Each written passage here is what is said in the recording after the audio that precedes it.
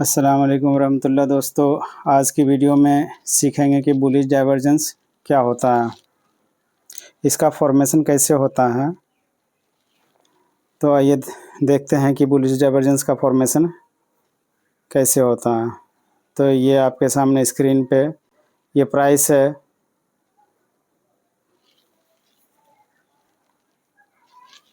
Price area पे आया है और फिर प्राइस एक लोअर लो बनाता है और इसी के नीचे ये RSI को ड्रॉ करते हैं। ये RSI है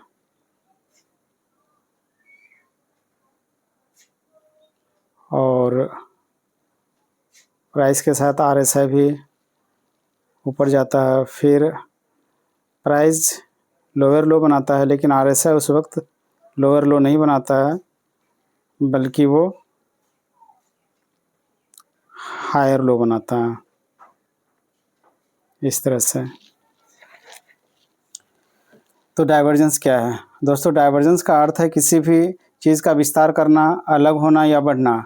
ट्रेडिंग जैसे क्षेत्रों में इसका मतलब किसी बिंदु से प्राइस का बाहर की और फैलना या किसी रुझान के कमज़ोर होने और संभावित रूप से दिशा बदलने का संकेत देना हो सकता है। आसान शब्दों में कहें तो प्राइस अगर डाउन ट्रेंड में है तो यहाँ डाइवर्जेंस का मतलब होगा कि ये डाउन ट्रेंड कमज़ोर हो रहा है और इसका डायरेक्शन बदलने वाला है।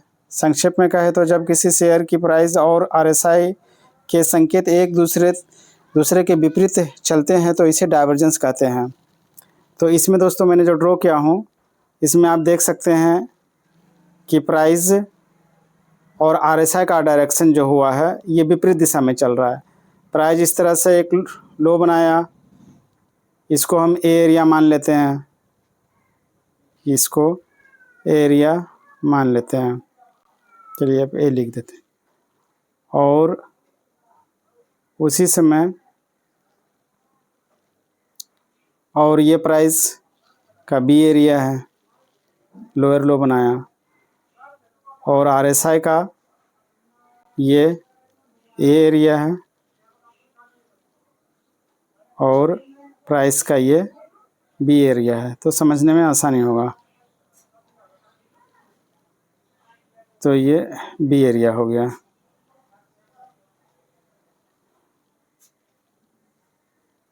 तो अब दोस्तों यहाँ प्राइस क्या किया है कि लोअर लो बनाया है, ए टू बी ये लोअर लो बनाया है, और उसी समय RSI A to B higher low बनाया है। तो दोनों के डायरेक्शन में विपरीत है, दोनों का संकेत जो है एक दूसरे के विपरीत है।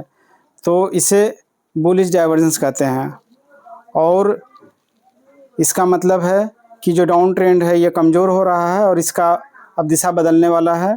तो ये अब यहाँ से या तो साइडवेज जाएगा या अप ट्रेंड होगा।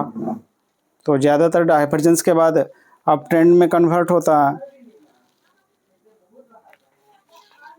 तो इससे हमारे ट्रेड को क्या फ़ायदा मिलता है? इससे हमारे ट्रेड में कॉन्फिडेंस आता है कि जब हम बुलिश डाइवर्जेंस पे बाय करते हैं तो हमारे ट्रेड में कॉन्फिडेंस आता है कि मेरा एक बाय सेटअप है कि वो मैंने बुलिश डाइवर्जेंस पे बाय किया। लो रिस्क एंट्री मिलता है और टारगेट क्या होता है कि जल्दी अचीव होता है। तो इसको अब इसका चार्ट पे देखते हैं कि प्राइस, और ये रेड कैंडल पे देखा जाता है।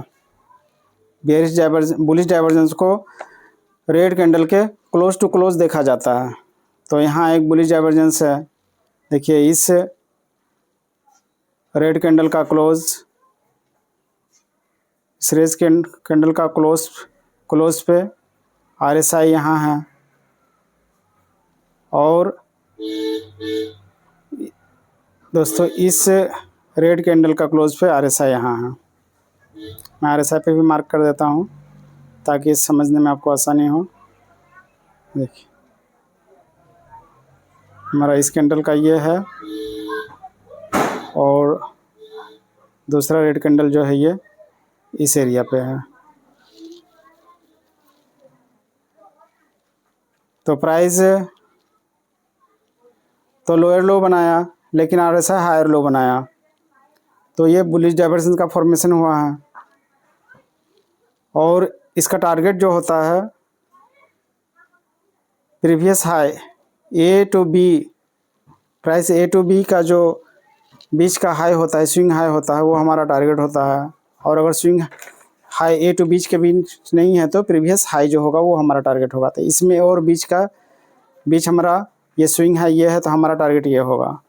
और एंट्री दोस्तों कहाँ होगी, इस कैंडल, ये रेड कैंडल जो है इसी रेड कैंडल या ट्रिगर कैंडल के हाई पे हमारा एंट्री होगा। और इसी दोनों कैंडल में से किसी एक का हम स्टॉप लॉस ले सकते हैं। तो इसका स्टॉप लॉस लिए और देखिए टारगेट दोस्तों अचीव हो गया, आपके सामने है।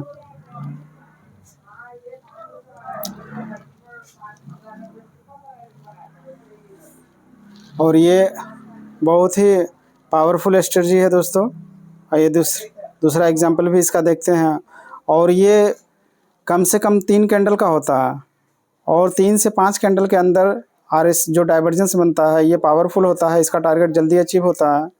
और 15 कैंडल तक ये अच्छा से काम करता है। 15 से कैंडल जब ज़्यादा होने लगते हैं तो प्राइस में क्या होता है कि वो RSI डाइल्यूट होने लगता है।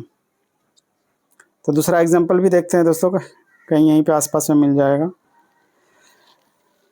तो वो डाइल्यूट होने लगता है और RSI 40 के आसपास जब डाइवर्जेंस बनता है तो वो डाइवर्जेंस टारगेट जल्दी अचीव करता है या उसके चलने का ज़्यादा चांसेज होता है। और RSI 40 के बाद जब RSI 30, 27, 28, तो ये सब RSI लेने का नहीं होता, इसके चलने का चांस कम होता है और फेल होने का चांस ज़्यादा होता है।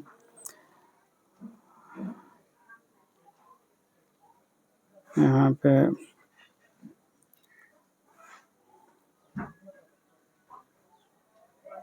और जिस शेयर में डाइवर्जेंस बनता है और उसका मंथली कैंडल RSI 60 के ऊपर होता है तो उसमें टारगेट हमारा डबल हो जाता है, दुगना हो जाता है।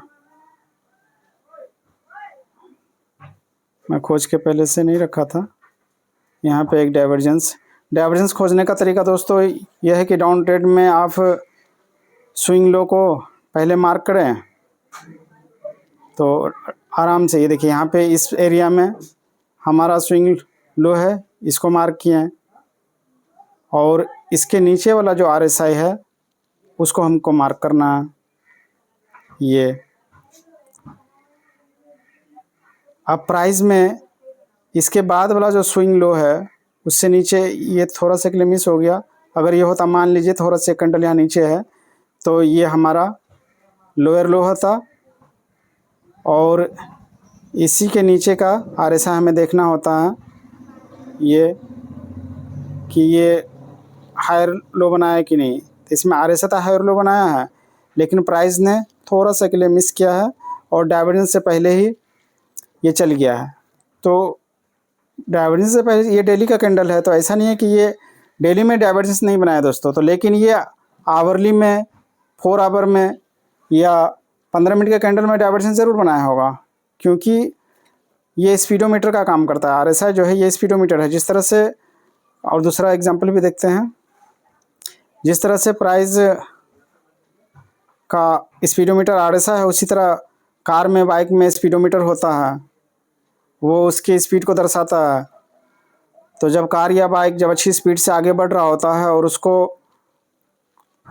यू टर्न लेना होता है तो फिर वो अपनी स्पीड को कम करता है और फिर यू टर्न लेता है। इसी तरह प्राइस को जब यू टर्न लेना होता है तो प्राइस अपना स्पीड को कम करता है, यानी RSI अपना स्पीड को कम करता है और उसके बाद यू टर्न लेता है।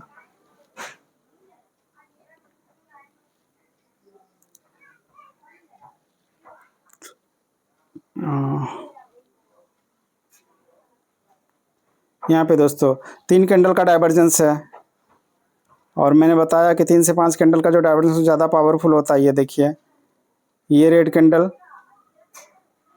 और इसके RSI पे देखिए, मैं मार्क भी कर देता हूँ। प्राइस ने लो लगाया, RSI ने लो लगाया।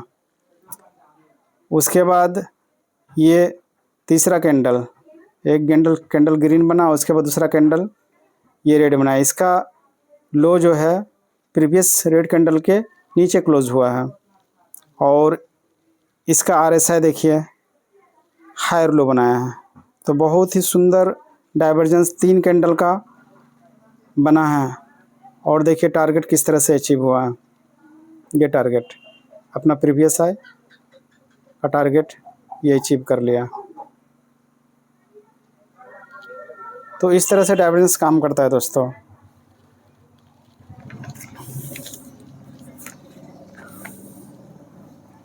तो इस वीडियो में जिस किसी शेयर को एग्जाम्पल में लिया गया है, सिर्फ़ और सिर्फ लर्निंग और एजुकेशन पर्पज़ के लिए है। हमारे तरफ से बाय सेल की कोई भी रिकमेंडेशन नहीं है।